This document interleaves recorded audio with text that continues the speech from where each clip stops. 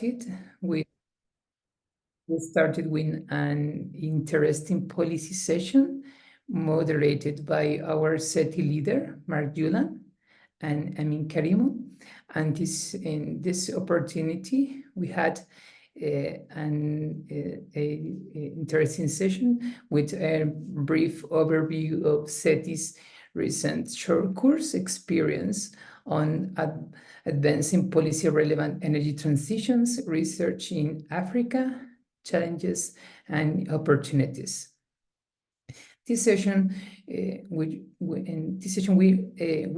was led by Mark Yuland, moderated by Mark Yuland and Emi Karimo, and hosted by the Economic Policy Research Unit at the University of Cape Town. Then we heard the top-ranked proposal ideas that emerged from policymakers and policy-oriented researchers who participated in the course.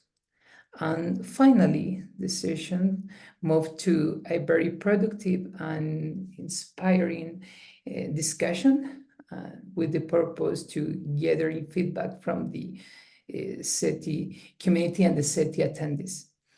And next, three great parallel sessions we presented in terms of economic incentives for sustainable energy transition, energy demand, and gendered and just energy transitions. In each session yesterday, various topics and innovative methodological approaches illuminated crucial aspect of in terms of the policy instrument used to address major energy challenges and enhance the energy transition, and with a special focus on the global south. In this context, advancing towards evidence-based policymaking or science-based decision-making is essential and crucial to promote and accelerate a just transition. In terms of figures from yesterday, we had 13 speakers, and in terms of the women participation, we had 54% of women. In terms of the presenters, we had presenters from India, UK, Chile, Nigeria, United States, Zambia, Uganda, Switzerland, and Nepal. And in terms of topics, we had topics about carbon taxation, heating, energy poverty, energy efficiency, energy demand, and gendered and just energy transitions. So for today, we will start with our traditional flash talk session, following by two parallel sessions, access to clean energy fields and sustainable energy transitions in Africa. So I would like to invite all of you to attend and participate in these sessions. Thank you. Thank you very much, Mauricio, for summarizing yesterday's day at the workshop. And today I want to present a very short, well, there are a few slides. Just give me 1 second.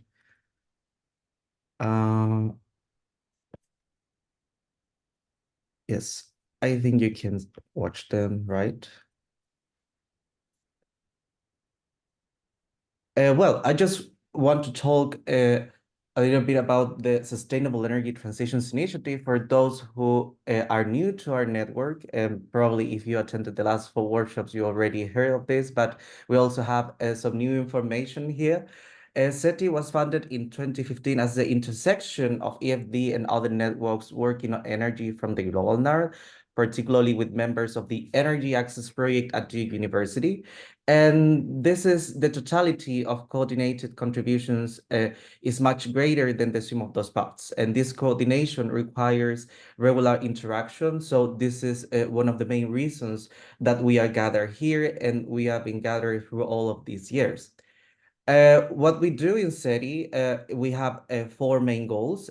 First, to take stock and continue to update what is known about the impacts of energy transitions, to develop an implemented and coordinated network research strategy that speaks to knowledge gap and policymakers' perception of the most critical needs for evidence.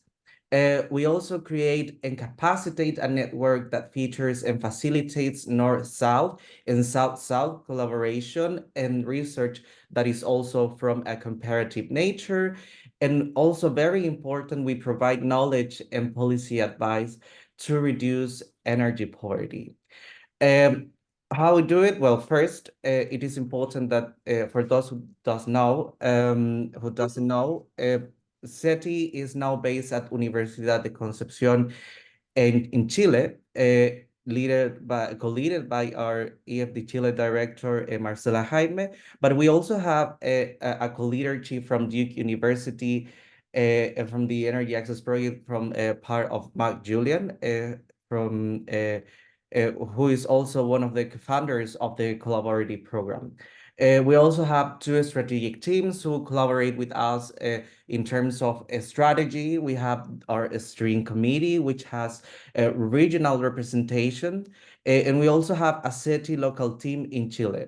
And finally, we also have some administrative people in those. This is me, the project coordinator, and we also have Belen, who is our person in charge of the communications. So this is the people who are generally working on all the things that are happening in the network. What activities we have during the year? We have annual meetings like the annual workshop we are having now. We also have some other kind of meetings that appear in other conferences, such as the EFD meeting, for example, where we have strategic meetings and so on. We also have interaction with policymakers and policy panels, joint research proposals. We also assess those research proposals. We have a special issue going on in journals, in EDI's journal. We have special sessions in conferences, and we have grants for young researchers, which we probably will send out an application for these years as well, as we have done in the past. But I would like to highlight on what has happened throughout these years. This is the fourth year that SETI is in Chile, but also I want to highlight what happened before the transition. We can talk about this SETI's impact on energy policy. We have held like 8 policy panels in workshop, including people from, for example, GR's Task Force, WRI Mexico, and UN Environment. We have contributed in collaborative research with, for example, Shell Foundation and IEDRC Canada, and also have promoted strategic alliances, particularly from last year with the Inclusive Green Economy in Practice program from the Environment for Development Initiative. We also have created a vibrant research environment. This is a go-to network for policymakers and researchers. Particularly, everyone is welcome, as is willing to contribute to our network and all of our activities. We also have held workshops, particularly starting from 2020 and including this one. We have had 5 research policy workshops and also organized special sessions at ERI. We also have capacity building activities, encouraging joint research proposals, and many call for papers. We also have contributed to the generation of new researchers, involving young researchers through workshops, virtual seminars, and feedback sessions, promoting the knowledge transfer and skill development. We have provided, and we aim to provide also this year, small grants for young researchers, particularly on projects on energy and food security in urban sub-Saharan Africa. And we also have an inclusivity commitment where we foster the growth of the collaborative program. And finally, just to mention that we also have had a transformative process throughout this time. We have a global South leadership, as I mentioned before, in Chile since 2021, increasing global South participation and also some institutional support. We have strengthened our steering committee with representation in Asia, Africa, Latin America, Europe, and the USA. And finally, we have an ongoing collaboration that has been supported throughout these years with SETA and EfD, with the leadership of the university, and as I mentioned, with Universidad de Concepción. So, well, this is just a summary of a few things that we have done in time. Obviously, if we had more time, I would have put more, but you can also reach out to us to participate with us and get more involved with the network. We have a monthly newsletter. I will put all this information in the chat just for things of time. We also have a Twitter. Well, this is now X, but we have an account in X that you can access there.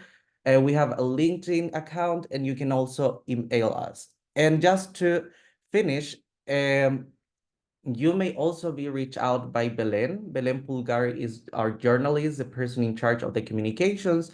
Just in case you want to promote your research or your interaction with policymakers with a network, Belen can contribute with you. Sadly, she's not with us today. She had just become a mother, but she will be for you, and also I will be for you in case you need to communicate your results or interactions through our SETI channels. So thank you very much for joining us today, and just passing through to Marcela to continue with our workshop and our flash talk session. Thank you very much to all of you. Good morning, everyone. I warmly welcome you all to the flag section today. So we are listening today to 7 very interesting presentations from postgraduate students. Hi, everyone. So I'm gonna get right into it. First, starting with the motivation for this project, there's a wide literature pointing to the positive role of energy access for development. But when it comes to the relationship for energy access and empowerment, the related literature tells us instead that the relationship is bidirectional in nature. However, as shown by a recent systematic review, most of the work has been done looking at the link going from energy to empowerment, and much less going in the opposite direction. And this is even more true when we think about work looking at the causal impact of empowerment on energy decisions and effects of access. This is important because in much of the developing world, women bear the biggest burden from household chores, meaning that there are very well-established gendered energy roles and relatively diverging preferences or willingness to pay for energy poverty reducing technologies. And this introduces the notion that the overall and distributional impact of energy initiatives could depend on the level of women empowerment. We take these ideas to a context where they're highly relevant. Myanmar, which is one of the lowest ranking countries in Asia in terms of electricity access, and also a country with conservative and traditional gender roles, particularly in rural areas. So as I said, not much has been done in looking at this direction, and specifically very little on the psychological dimension of empowerment. That's where we focus, on, and specifically on the concept of aspirations, which are defined as forward-looking goals that affect individuals' perceptions for the possibilities of their own lives. They're important for goal pursuit, they're socially determined, and have been shown to lead to a type of poverty trap called the behavioral poverty trap, characterized by a cycle of low aspirations and low effort. Marginalized groups such as the poor and women may be particularly vulnerable to this trap because they fail to develop what's called a capacity to aspire, in part because they're less likely to come across role models that have set and pursued long-term aspirations. Also, even if one sets a long-term goal, you may lack the blueprint as to how to form concrete implementation intentions or plans that include sequential steps and the identification of obstacles and solutions along the way. Here, social learning theory tells us that individuals are able to learn through the experience of others, such as exposing them to media showing similar and successful role models can raise aspirations. This idea has been picked up by an emerging literature on experimental edutainment that has shown successful impact not just on aspirations and related constructs such as agency or self-efficacy, but also a wide range of downstream economic effects. In particular, two recent papers build on this work and complemented the edutainment interventions with visualization and planning interventions, showing promising results. And one of these studies tells us a theory, gives us a theory model that tells us that the way these interventions work is that by raising aspirations, you really increasing the marginal utility future consumption that then leads individuals to make decisions that can fuel that future consumption. And that can be investments in productive appliances, changing labor supply, making investments in your children's education, and so on. So as I said, we're working in Myanmar, specifically in the two southwest regions, Irrawaddy and Tanitagi, which were two regions that, at least at the beginning of the study, were relatively unaffected by the conflict. We started with a list of solar mini-grid villages from a partner in the solar space in the country, and complemented the sample with non-electrified villages, ending with a final sample of 66 villages, evenly split between solar and unelectrified villages, balanced on a series of variables at the village level. In terms of sampling within village, we sampled 12 houses in every non-electrified village, 23 in solar villages, where 15 are connected households and 8 are not connected households.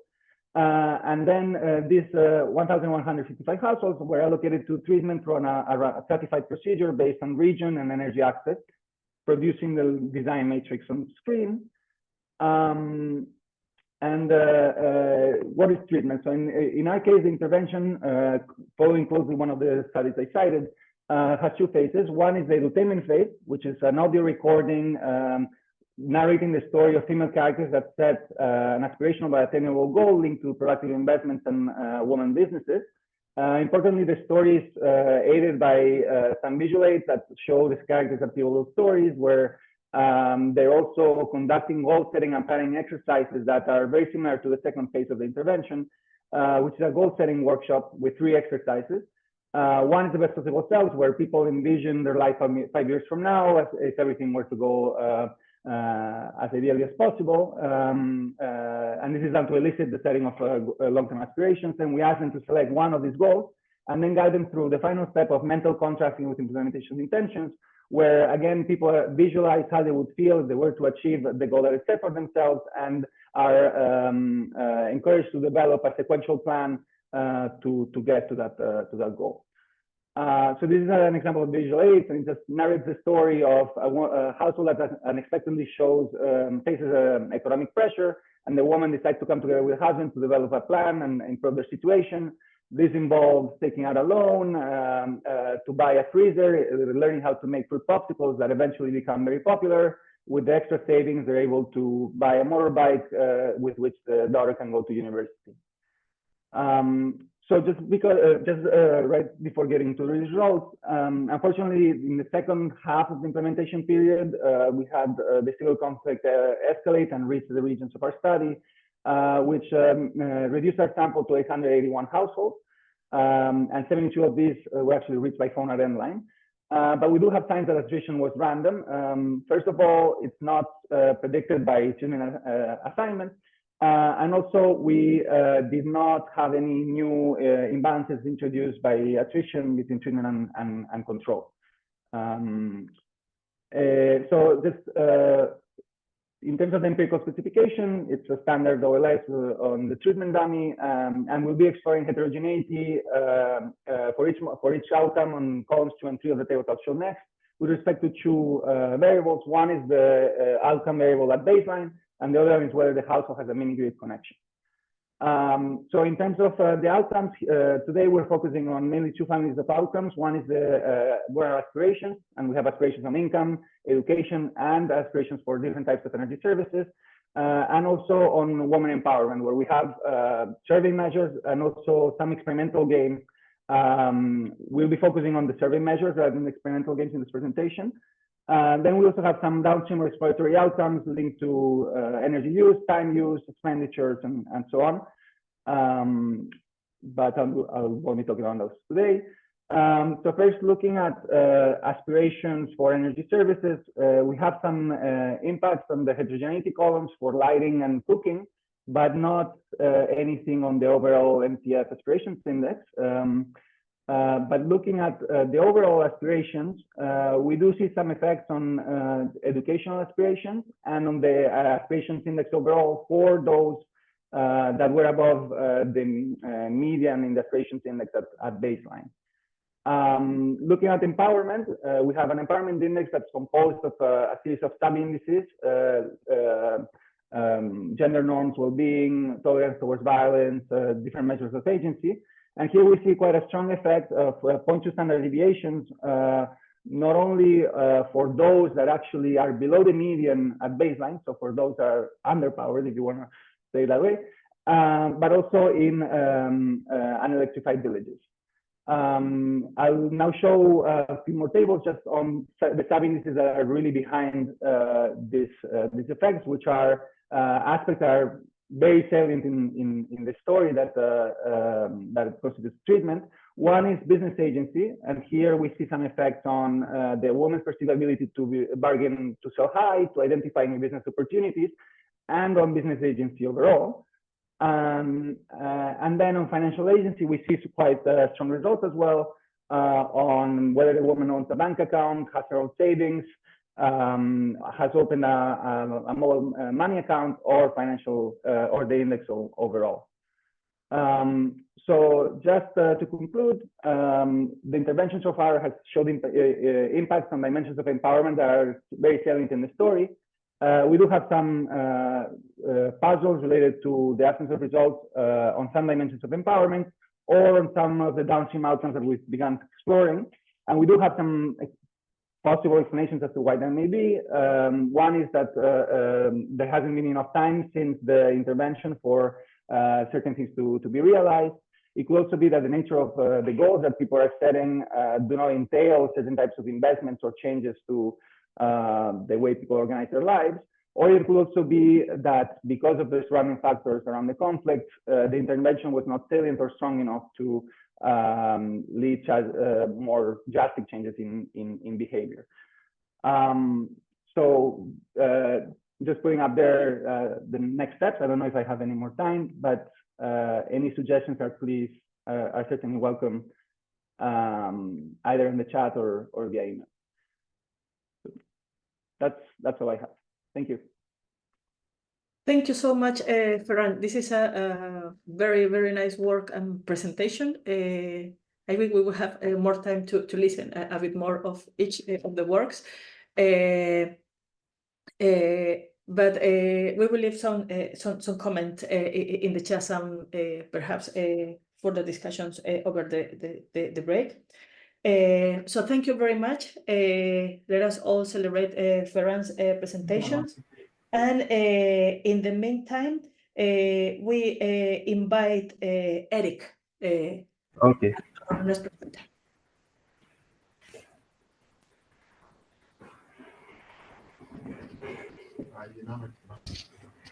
Okay, thank you all, and then thank you for inviting me to share my research output with this network and under this workshop. I want to share with you understanding the role of climate vulnerability in global energy transition and taking empirical evidence from 150 countries. So I will walk you through this outline.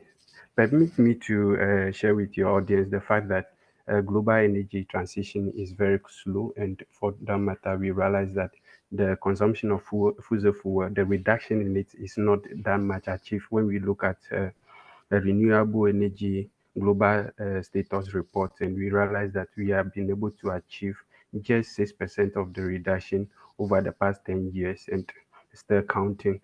However, when we look at the heterogeneities across different continents, Asia and Pacific countries really shows an evidence of high consumption of renewable energy when we pick information from global BP statistics. Now, it is also evidence that in spite of all this, climate change is a key factor eating into every aspect of the world. And as we can see from this particular graph or chart over here, we can see that it affects all spheres of life, including energy infrastructure. And of course, that has implication of how we are able to transit throughout our journey.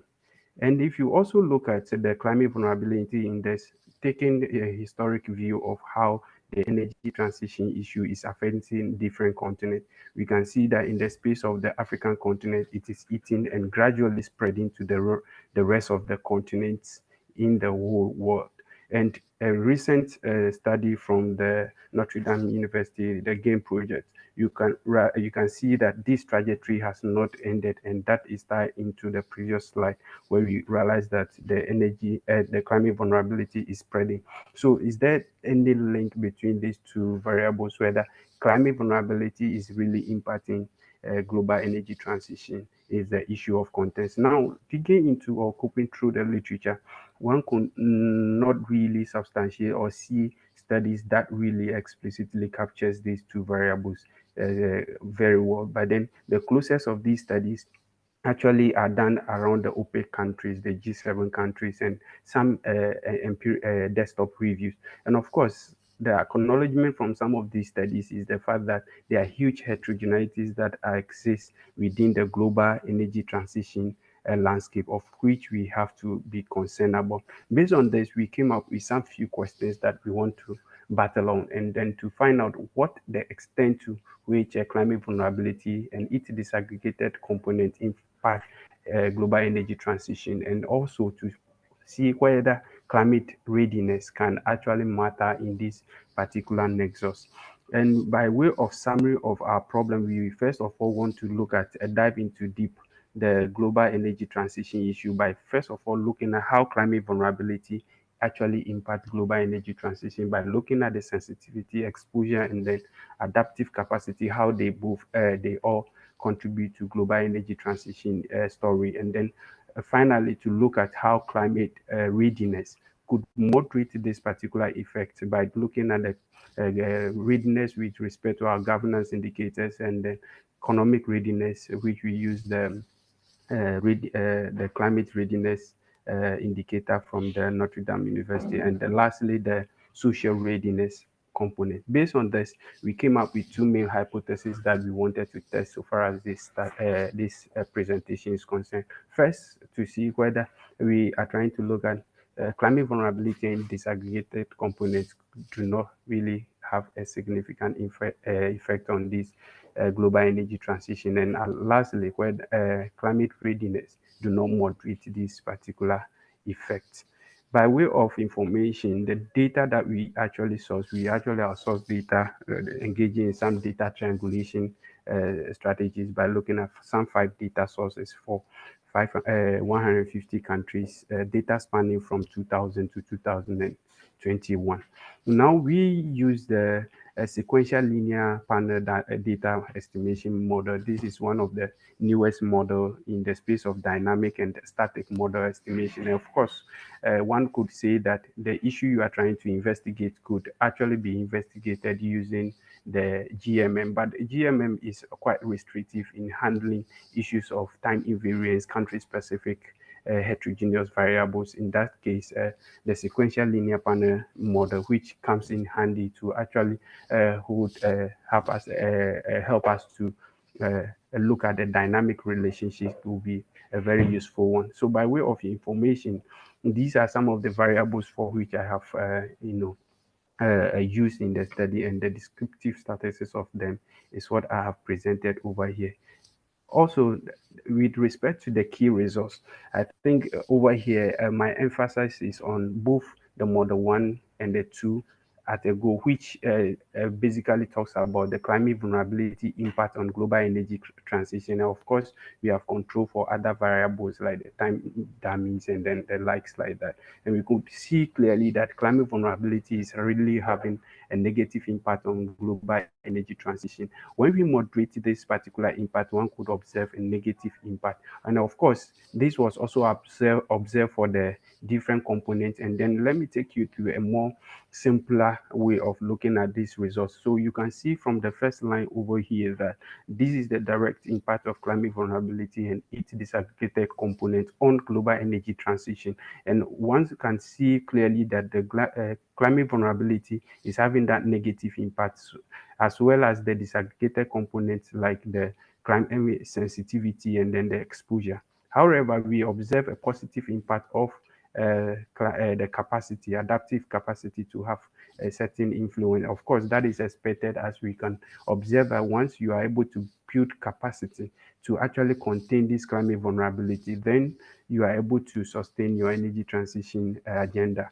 And of course, when we interact this variable with the climate readiness and then the different aspects of the climate readiness, one could see a tremendous effect over here, which is as high as 5.57 for governance indicators. And then across these segregation of the climate readiness, one could observe that economic readiness stands tall so far as the other dimensions of the climate vulnerability is concerned. Of course, these are the net effects, and then comparing that with the direct effect. So by way of a stylized fact, of course, what we have come out with the fact that climate vulnerability, the sensitivity and then exposure, which are components of the climate vulnerability, really have a negative impact on.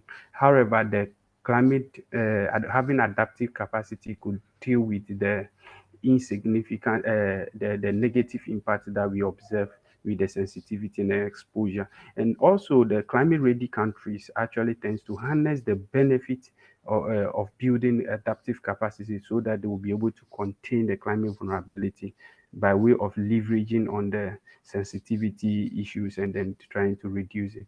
And by way of conclusion on the moderator, we can see that economic readiness and governance actually stand tall when it comes to the issue of moderating the impact of climate vulnerability on global energy transition. By policy response, what our policymakers should be looking at is, first of all, we are trying to suggest to them that they should focus on, or they should ensure that their financial institutions actually provide financial incentive. And also for financial institutions that are already providing this, they should encourage or even spend more on it, because we realize that it is only when they spend more on these institutions projects that are renewable energy intensive, that is when they can have a better outcome on the global energy transition front.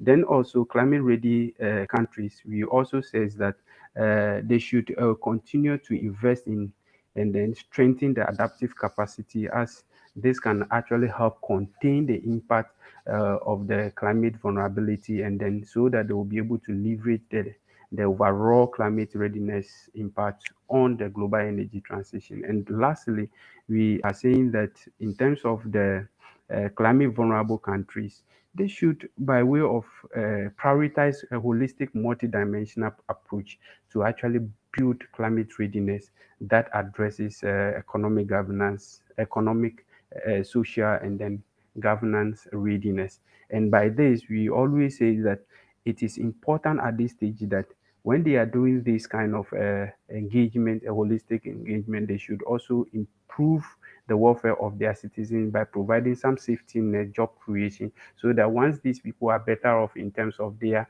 economic standard of living, they'll be able to better adopt the renewable energy source of energy consumption. Thank you so much for the opportunity. I'm hoping to respond to the questions that will come there. Thank you so much. Thank you so much, Erich, for your interesting presentation. Now, invite everyone to celebrate Erich's presentation, and in the meantime, we invite Selina to upload her presentation.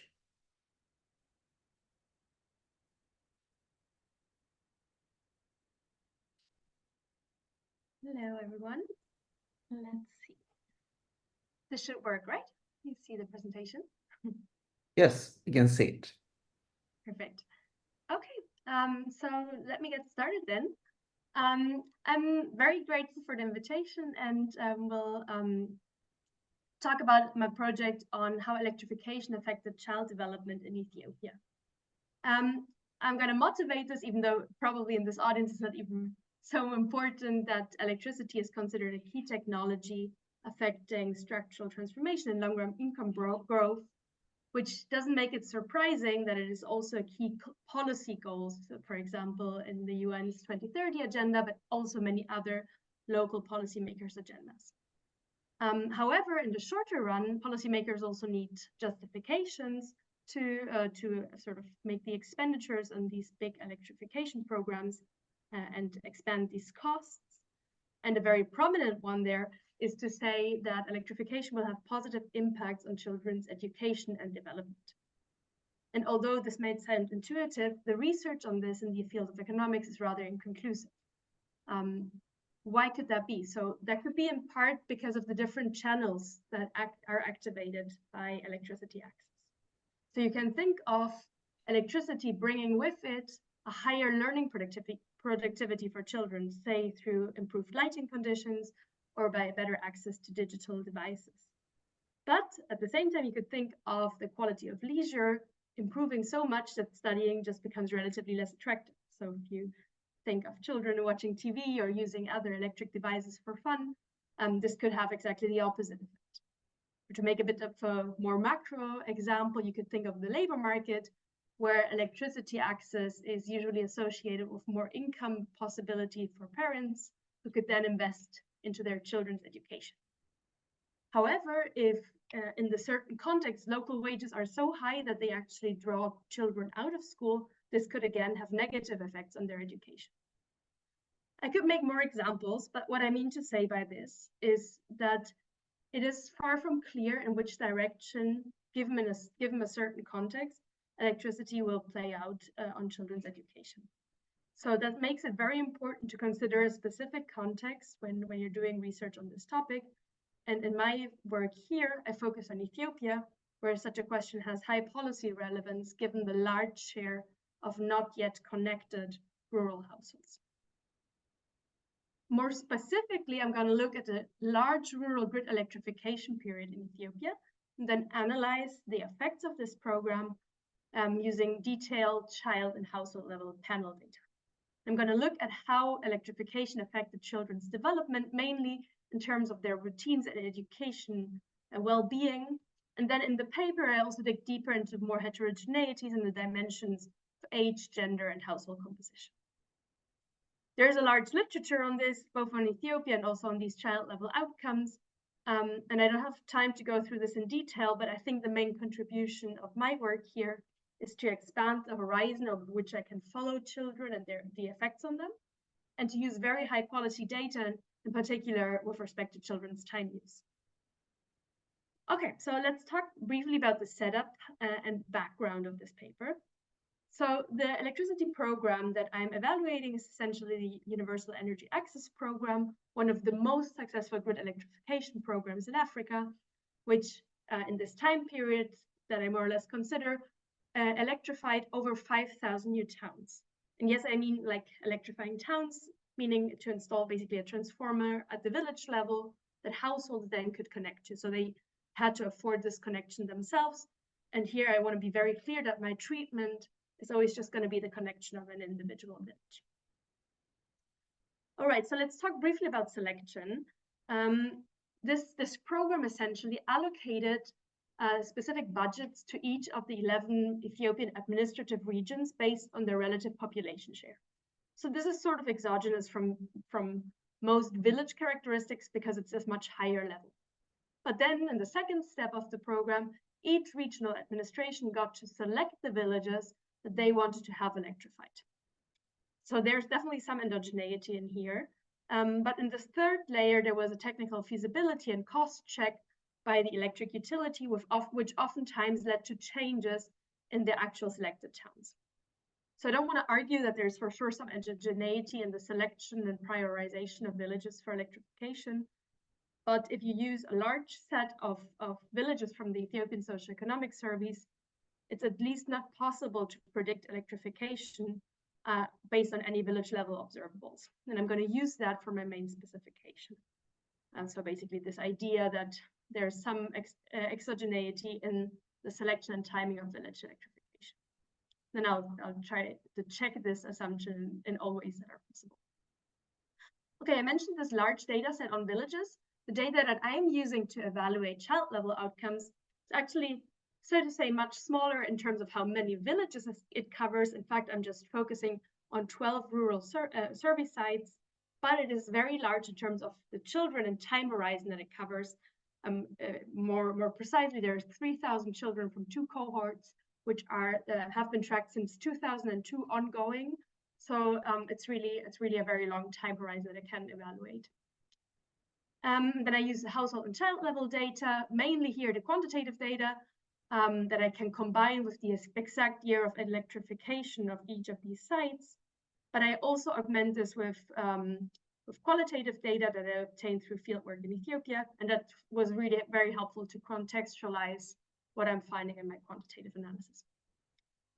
All right, in terms of empirical strategy, I'm running a simple differences and differences analysis where I regress an outcome of child I and round R village V on village and round fixed effects, a set of control variables, and most importantly, a treatment dummy here at the village level, so that beta is going to be my estimated coefficient of interest. I also conduct some heterogeneity analysis because in my main analysis, I can't really differentiate general effects from, say, time-specific treatment effects. So once I use the siblings of these children, I'm able to disentangle a bit to which extent age really matters, given that this is longitudinal data. And then very importantly, I also conduct a robustness check, sort of alleviating this assumption of exogenous treatment allocation. And all my main results are robust to doing this alternative specification. All right, I would like to talk more about this, but given the brief time, let me jump right into the results. The key result here is basically looking at routines, how the children allocate their time differently after their village gets access to electricity. So as we might expect, the time that children spend sleeping decreases significantly upon electrification by about something like 25 minutes. And that's true if you use village fixed effects, but also if you really exploit the full panel dimension of this data set using child level fixed effects. So this is consistent with the idea that you have better electricity access at night, so you have better lighting, and also consistent with the story of better access to devices and lighting is the fact that we observe a significant decrease of about 35 minutes up to 40 minutes in the time that children spend helping their family, say with chores, household tasks, helping at the family farm. So this also goes down quite strongly. And finally, and very promisingly, this dimension of education and this dimension also document large increases in the time that children spend either in school or studying of about 1 hour and 25 minutes. So that's really a lot, something like 30% in my sample, which leads me to then investigate this a bit further. And I start by just looking at this overall hours in education and investigating whether there's anything special about females here. So at first sight, I don't find anything significantly different for females in terms of the time they spend in education. But I do see that they benefit a bit less, though not significantly, in terms of whether or not they are actually enrolled. And then once I then condition in the last 3 columns of this table, the sample on those children who are actually enrolled in school at all, I do find that girls tend to benefit a bit more from electricity access than boys in my sample. So this is quite consistent as well with the qualitative evidence that I collected and expectations of villagers who said basically that females are the one sort of carrying the greater burden of not having access to this technology. All right, given time, let me conclude here by saying, and I haven't shown this first part, but I do observe a slow and limited installation of new electricity connections. So after 5 years, that remains below 50 percentage points. So less than 50% of the village have connected to the grid 5 years after electrification. But I mean, at least something like 45% did connect, and there's also some new electric appliances. This said, there seems to be an important role for public infrastructure in the results that I find. Focusing on children, which is sort of the key target group of my study, I document significant changes in routines with decreases in time spent sleeping, decreases in time spent helping at household chores, and increases in the time spent on education. There's some evidence as well that upon or conditional on staying enrolled in school, girls seem to profit a bit more from electricity with respect to their educational achievements, meaning that electrification in this context of Ethiopia may help to foster gender equality. Okay, so thank you very much for your attention. I look forward to your questions and comments in the chat, and we'll stop it here. Thank you very much, Celine, for this very interesting presentation and also the nice findings you got on a very relevant topic. I just want to invite all attendees to congratulate this very nice presentation, and also to welcome Brigitte, who will be the last presented of this session.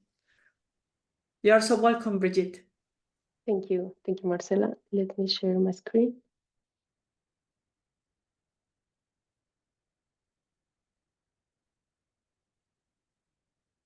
Okay. So let me start now. Good day, everyone. Today I'm going to share with you my second paper of my thesis. It's about climate policy, structural change, evidence from energy transition in Latin America. It is co-authored with Hernando Zuleta from Universidad de los Andes. Climate mitigation policies frequently are focused on carbon-intensive sectors, creating incentives to reduce energy intensity either by adopting energy-saving technology or transitioning to less energy-intensive sectors. As nations implement climate policies, there is a question that arises, and it is, how will these climate actions reshape GDP and energy consumption across sectors? And also, which sectors could boost economic growth and which ones will be more discouraged by climate policies? So, in this study, I aim to analyze the impact of climate mitigation policies on structural change and energy efficiency. How do I do that? First, I use a theoretical model. Then I use a decomposition analysis, and I use some empirical exercise to analyze the relationship between climate policies on structural change, energy efficiency, and energy intensity. What I found in this from this exercise is that most of the reduction of energy intensity in Latin America in the last 30 years is explained by reductions in it's explained by energy efficiency, so by improving energy saving technologies, and while structural change has a minor role in this decoupling.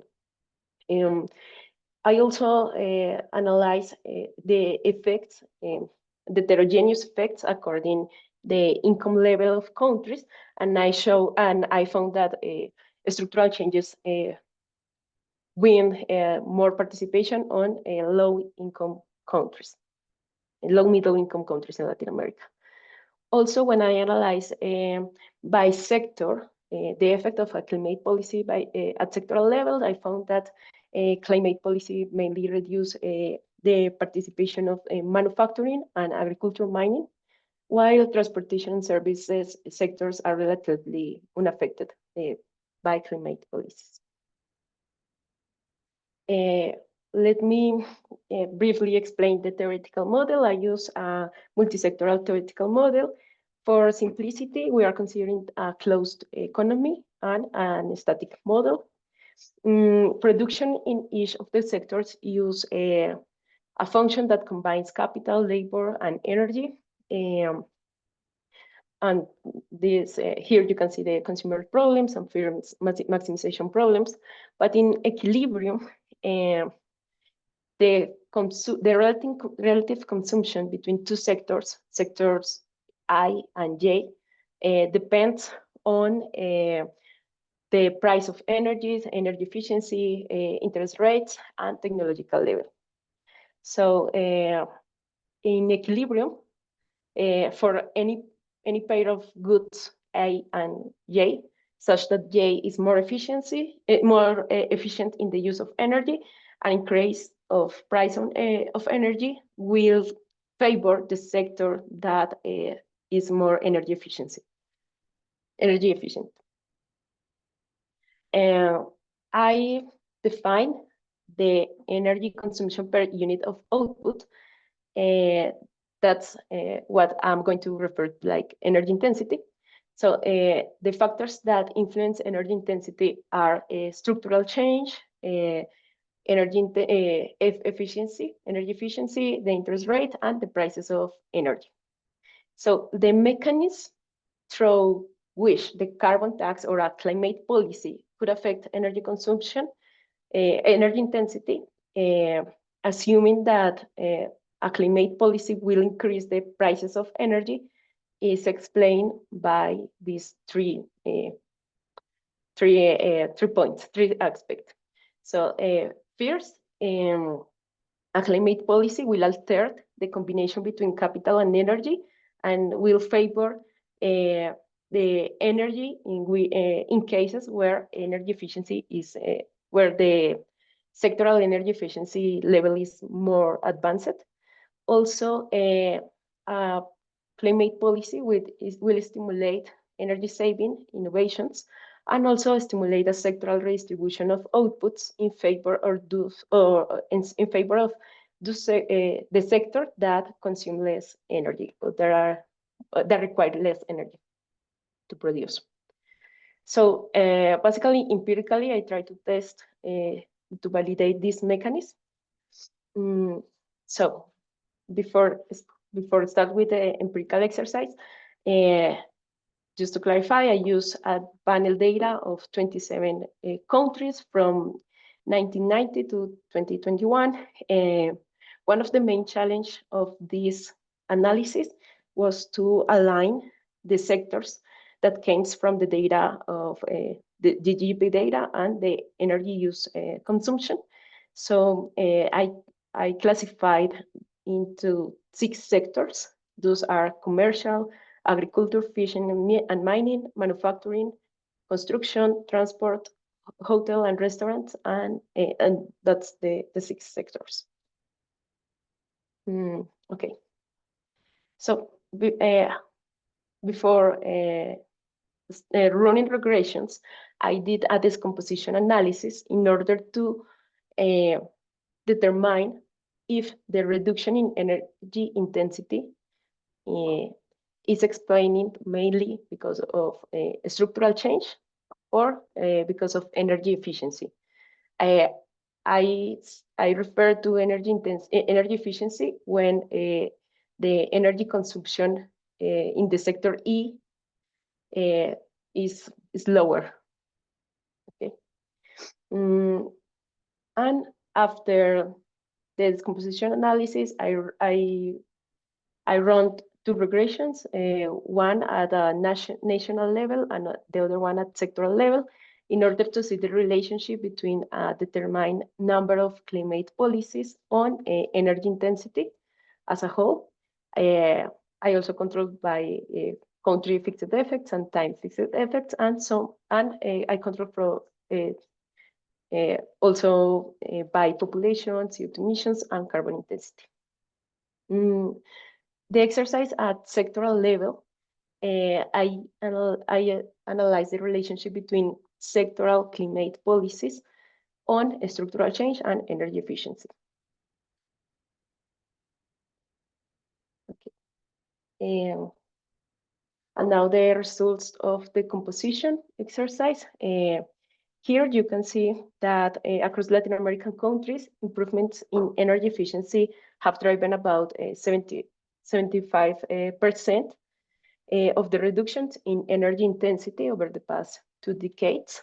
So as you can see in the red line, there were a decrease in energy intensity, and structural change, as I said before, has played a minor role in this reduction in energy intensity. When I analyze by sectors, when I decompose by sectors, I found that sectors such as manufacturing, that is the blue line, and transport, the red line, are the ones that reduce their participation on the GDP compared to 20s, compared to with 2000s. Instead, services increase their participation in the GDP, particularly in the last decade. I also analyzed this, I did this decomposition exercise by income levels, but I think because of the time, probably I couldn't show. Basically, what I found is that in higher income countries, most of the reduction of energy intensity is because technology, while in low income countries is because changes in the sectoral composition of GDP. The results of regressions shows that policies could reduce the energy intensity and around 0.4 percentage points. And when I control by country and time fixed effects, but when I interact the total policy, climate policy, with a carbon intensity, that carbon intensity is the amount of emissions generated by a unit of energy. The reduction is that explains that drives the effect in the reduction of energy intensity. The regressions at a sectoral level shows that particularly in agriculture, manufacturing, agricultural manufacturing, the GDP share decreased, while transport and services increased their participation. And the energy consumption in each of the sectors, only policies related with industry creates a reduction in the manufacturing energy consumption. In the other sectors, we don't show a reduction of these policies. Okay, let me conclude. We can see that there is different effects, heterogeneous effects across sectors and also across income levels. But I want to highlight that emission-intensive sectors like manufacturing are the ones that shows that show a negative effect, or I mean a reduction in the energy consumed and also in the structural change. While services, construction, agriculture seems that policies favors them. Also, at national level, climate policies in general are associated with a declining on aggregate energy intensity. But as I said, there are more heterogeneous effects that I could analyze. And for the future research, the data that I have about laws, policies is wide, so I could analyze more in depth these policies for the future. And that's all. Thank you so much. Thank you very much, Brigitte, for this very interesting presentation. I invite the attendees to celebrate Brigitte's presentation. And also, I want to thank you all for being here this morning, afternoon. and for providing some feedbacks to the presenters. I also invite you to contact and to start to bring together with the researchers that would like to know more about their work presented. And having said so, I invite you to take this 9-minute break and then to meet in the coming sections. Here we will have 2 parallel sections, one on sustainable energy transitions, one on green energy policies, and then one in access to clean energy fuels. So I kindly invite you to join us again in the next Zoom links. So thank you very much. Bye-bye. See you, everyone.